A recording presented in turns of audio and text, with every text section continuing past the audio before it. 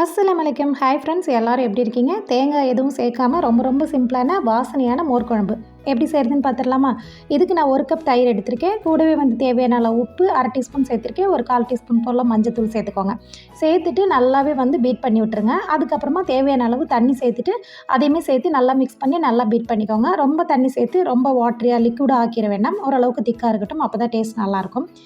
இப்போ ஒரு 2 துண்டு இஞ்சி, காரத்துக்கு தகுந்த மாதிரி ஒரு 2 பச்சை மிளகாய், கூடவே கொஞ்சமாக மல்லி இலை எல்லாத்தையுமே சேர்த்துட்டு தண்ணி சேர்க்காம மிக்ஸி ஜாரில் கொரகொரப்பாக அரைச்சி எடுத்துகிட்டு வந்துடலாம். இப்போ நம்ம தாளிக்க ஆரம்பிச்சிடலாம்.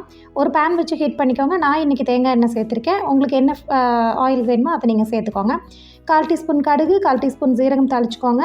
2 காஞ்ச மிளகாய் போட்டு தாளிச்சிட்டு இடித்து வச்ச 2 பல் பூண்டையுமே சேர்த்துட்டு வதக்கி விட்டுருங்க.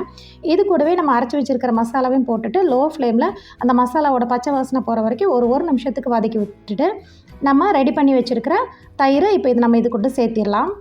சேர்த்துட்டு நல்லா மிக்ஸ் பண்ணி விடுங்க. ஃப்ரெஷ்ஷான கருவேப்பிலை கொஞ்சமாக சேர்த்துக்கோங்க. கொஞ்சமாக பெருங்காயத்தூளும் சேர்த்துக்கோங்க. அவ்வளவுதாங்க. கொதி வர்றதுக்கு முன்னாடியே ஆஃப் பண்ணிவிடுங்க. கொதிச்சிருச்சுன்னா உங்களுக்கு பிரிஞ்சு போயிடும். ஸோ லைட்டாக ஆவி வரும்போதே ஆஃப் பண்ணிவிடுங்க. அவ்வளோதாங்க. இப்போ உப்பு மட்டும் செக் பண்ணிவிட்டு தேவைப்பட்டால் சேர்த்துக்கோங்க. ரொம்ப சூப்பராக இருக்கும். ரொம்ப டேஸ்ட்டாக இருக்கும். அப்பளம் ஊறுகாயோட சுட சுட சாப்பாட்டில் போட்டு சாப்பிட ரொம்ப டேஸ்ட்டாக இருக்கும். கண்டிப்பாக ரெசிபி பிடிச்சா லைக் பண்ணுங்கள். நம்ம சேனலை அப்படியே ஃபாலோ பண்ணுங்கள். நெக்ஸ்ட் வீடியோவில் பார்க்கலாம். பாய்.